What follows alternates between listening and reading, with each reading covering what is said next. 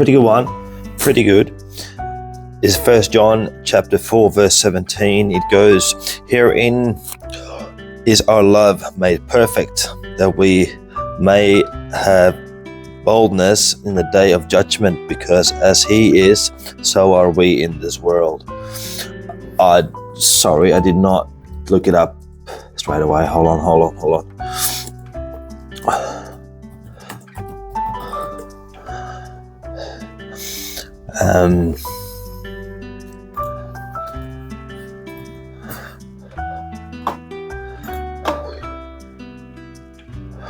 It emphasizes the perfection of love in believers, linking it to confidence and fearlessness in the day of judgment, reflecting the believer's spiritual alignment with God. The phrase, "as he is, so are we in this world," highlights that through God's love, Christians are spiritually conformed to his nature while living in the present world. That's awesome, I reckon. That's awesome. Now, it's a part of a passage that underscores God's love and its transformative power.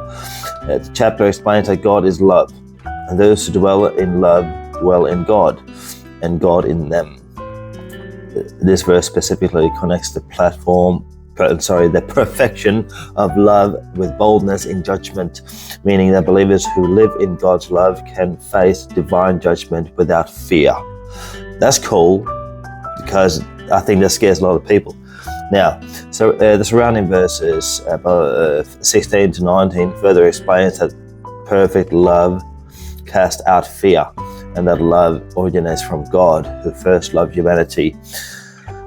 And then this verse serves as a culmination, showing that love is not only a moral principle, but also a source of spiritual confidence and assurance. Believers are encouraged to cultivate love in their lives, which leads to boldness and assurance in their relationship with God. The verse calls Christians to reflect God's character in the world, living in a way that mirrors his love and righteousness. Makes sense. Perfect love removes fear of judgment, emphasizing trust in God's grace and the transformative power of his love. This verse is often cited in Christian teaching to illustrate the connection between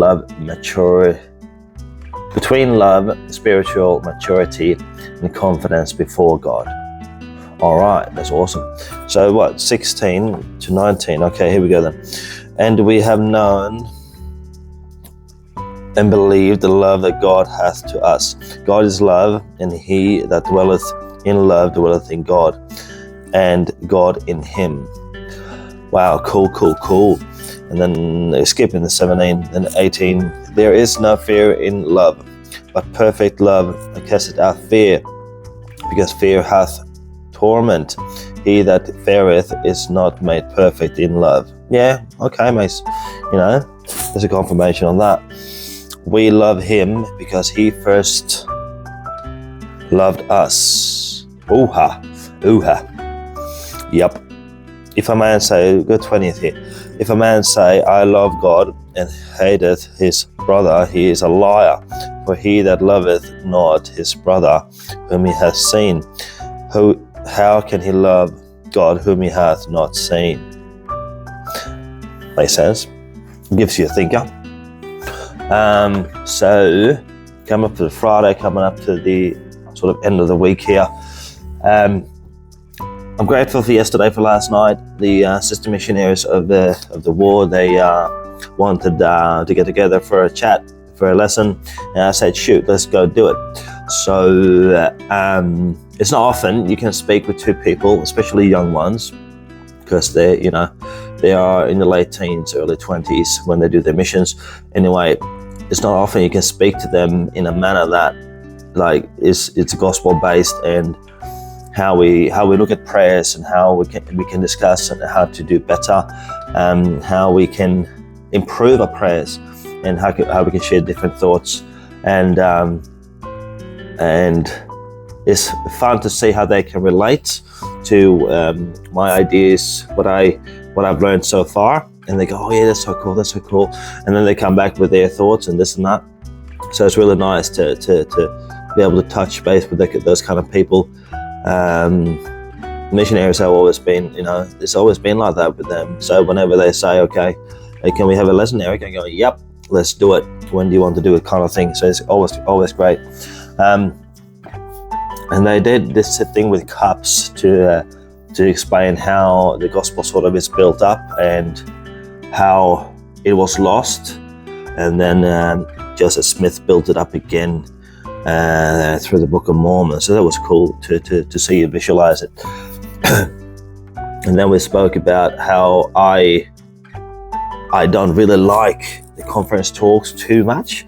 So I listen to a lot of influencers on the tube and on social media in general about the gospel. I find them more entertaining, and they get it. They are just being honest, and they fully get it, which is awesome. We can be open and honest. Now, I found a way to sort of lift up the spirit, and to even though everything seems to be falling apart, just to have a laugh, like almost throughout the day, like on a constant basis, and it's fun. My way of doing it this week has been rewatching Robin Williams stand up, and his wit. He was one of a kind, and I think I come across like that myself now when I'm out and about, and it's like Tourette's almost. Like you just yell out something that you think of, and it can come out funny too. So it's a great thing, but it's awesome to know that you can visualize things and be so happy about it, because it will come true soon if you keep on going. And that's a law of manifestation, law of attraction. I meant to y'all.